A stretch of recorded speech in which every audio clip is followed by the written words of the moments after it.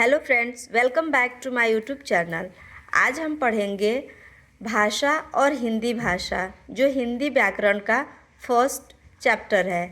आप इसे CBSE, ICSE या स्टेट बोर्ड, किसी भी बोर्ड के बच्चों को पढ़ा सकते हैं। ये बहुत ही बेसिक और इम्पोर्टेंट कॉन्सेप्ट है। तो चलिए हम देखते हैं।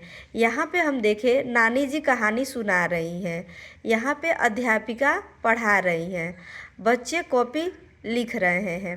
इन सब में कुछ ना कुछ भाषा का काम हो रहा है।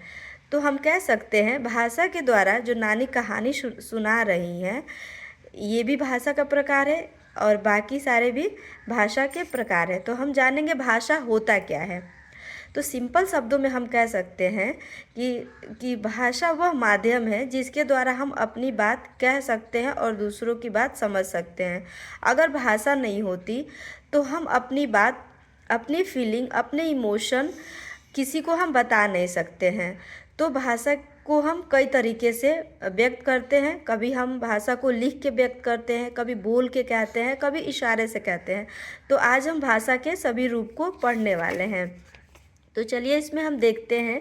यहाँ परिवार टेलीविज़न देखते हुए, दूसरे पिक्चर में है दादी जो है वो रामायण पढ़ती हुई, दादाजी पत्र लिखते हुए। इन तीनों में भाषा का यूज़ हुआ है। यहाँ पे लिखित भाषा का यूज़ हुआ है। यहाँ भी जो पढ़ रही हैं दादी जी, तो ये भी लिखित भाषा है। तो ये सारी चीज़ें हैं।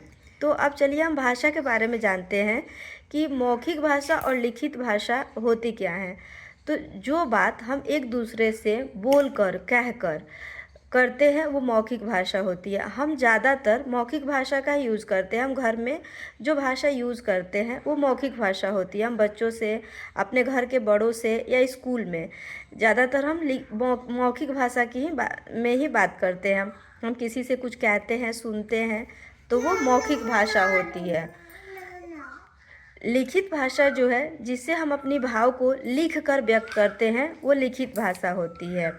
भाषा का एक तीसरा माध्यम भी है जिसे हम सांकेतिक भाषा कहते हैं। और सांकेतिक भाषा वह भाषा है जिन लोगों को जो सुन नहीं सकते हैं, वो सांकेतिक भाषा का यूज़ करते हैं।